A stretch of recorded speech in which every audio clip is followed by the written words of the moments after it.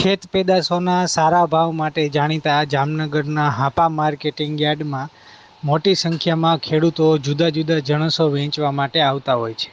પરંતુ હાલની સ્થિતિએ ભાવમાં ઘટાડો નોંધાતા ખેડૂતોમાં કચવાટની લાગણી જોવા મળી રહી છે. હાલ જીરુથી માંડી અને કપાસ, ડુંગળી, મગફળી સહિતના ભાવમાં મોટા પાયે ઘટાડો નોંધાઈ રહ્યો છે, જેને લઈને ખેડૂતો ખફા થયા હોય તેવી સ્થિતિનું નિર્માણ થયું છે.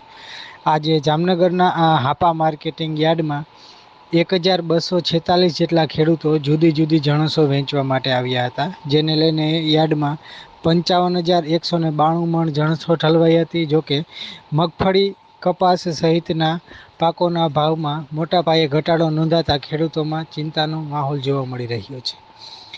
જામનગર પંથકનું મુખ્ય પાક મગફળી અને કપાસ હોવાથી યાર્ડમાં મગફળી અને કપાસની સારી એવી આવક થઈ રહી છે, પરંતુ ભાવ એ ખેડૂતોને મૂંઝવી રહ્યા છે. આજે જામનગરના હાપા માર્કેટિંગ યાર્ડમાં 115 ખેડૂતો મગફળી વેચવા માટે આવ્યા હતા, જેને લઈને યાર્ડમાં 22,750 મણ મગફળી ઠલવાઈ હતી.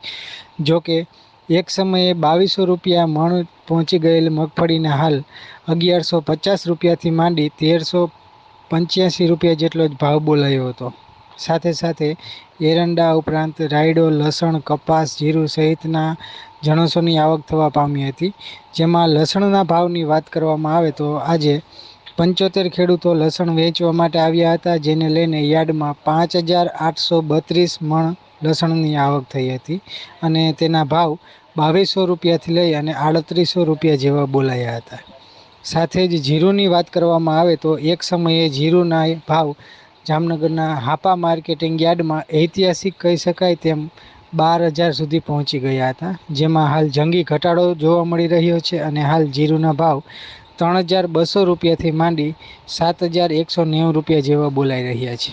તેમજ સૌથી સળગતો મુદ્દો ડુંગળીનો પણ કહી શકાય તેમ છે, કારણ કે ડુંગળીના ભાવ 50 રૂપિયાથી માંડી અને 400 રૂપિયા જેવા મણ દીઠ બોલાઈ રહ્યા છે.